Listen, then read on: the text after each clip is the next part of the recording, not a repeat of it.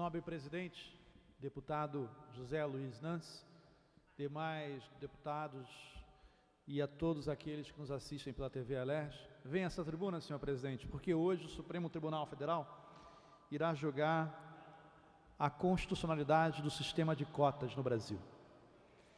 Esse tema é importante e eu faço referência e passarei ao final do meu discurso pedindo, evidentemente, a aquiescência de Vossa Excelência para que seja também publicado ao final do meu discurso o belíssimo artigo do jornalista Hélio Gaspari, artigo publicado no jornal O Globo de hoje. Presidente, os debates que evidentemente permearão hoje no Supremo Tribunal Federal e que vem ao longo dos últimos 10 anos sendo travado nas universidades, nas casas parlamentares, é um debate importantíssimo.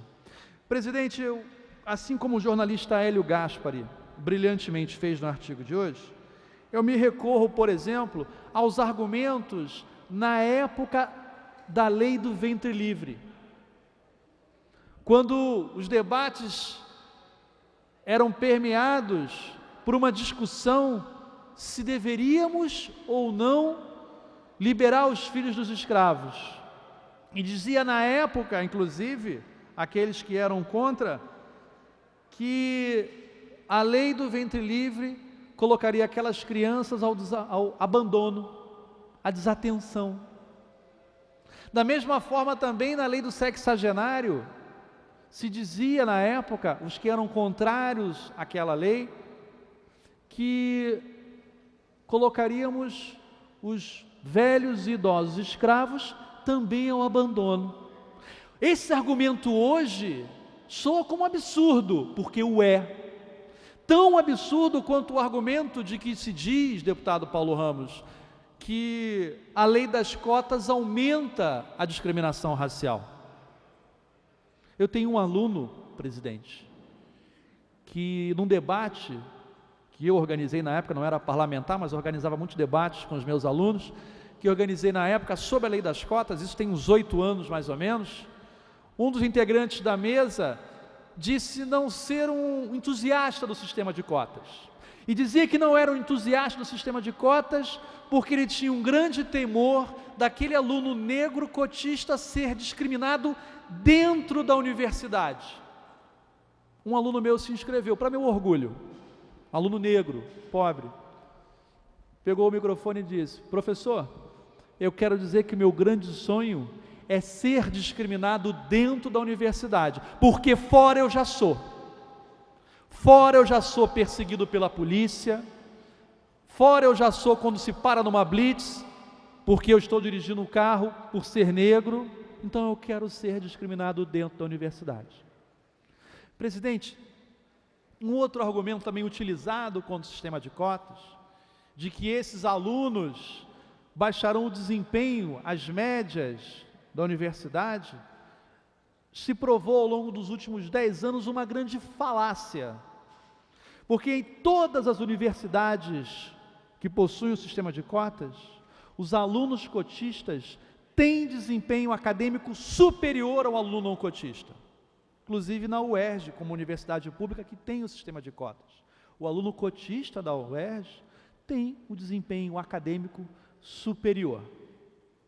Evidentemente que nós estamos falando, e é importante lembrar, de uma política de ação afirmativa, porque já me recordo aqui de um outro argumento, de que nós temos que, na verdade, resolver o problema de educação. Eu concordo com isso.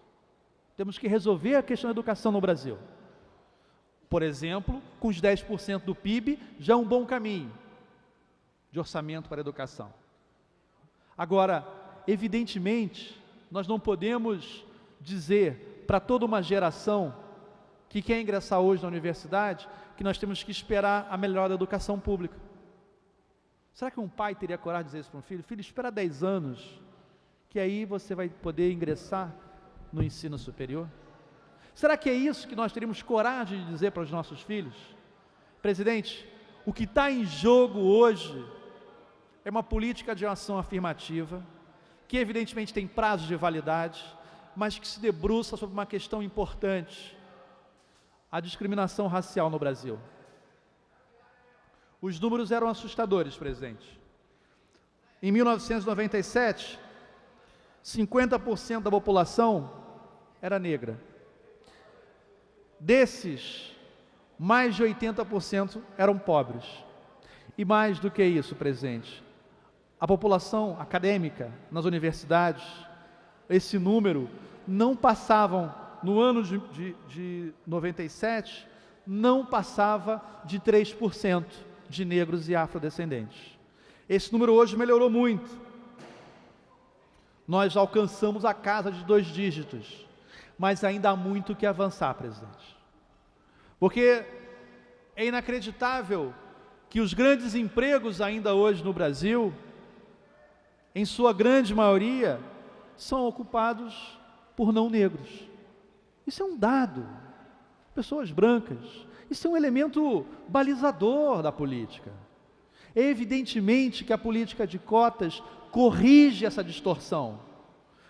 E é importante dizer que entre esses 50% da população que são negros, como eu falei aqui, quase 90% são pobres. Porque negro e pobre ainda é uma realidade no Brasil. Essa combinação, fruto de uma desigualdade imensa, uma desigualdade muito bem abordada hoje no artigo do Hélio Gaspari no jornal O Globo.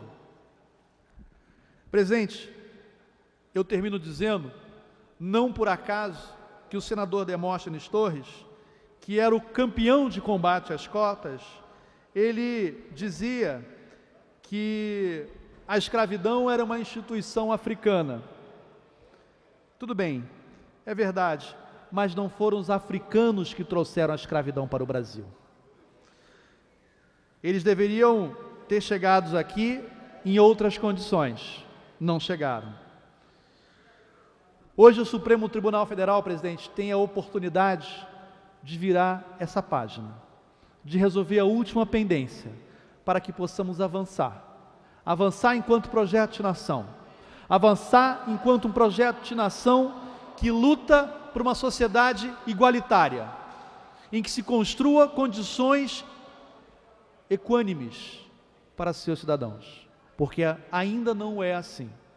Ainda estamos muito longe dessas condições. E eu concluo, presidente, dizendo que eu tenho absoluta convicção que o Supremo Tribunal Federal dirá que as cotas não só são constitucionais, como são um elemento importante para a construção desse projeto de nação que solidifique nos pilares da igualdade. Muito obrigado, senhor presidente.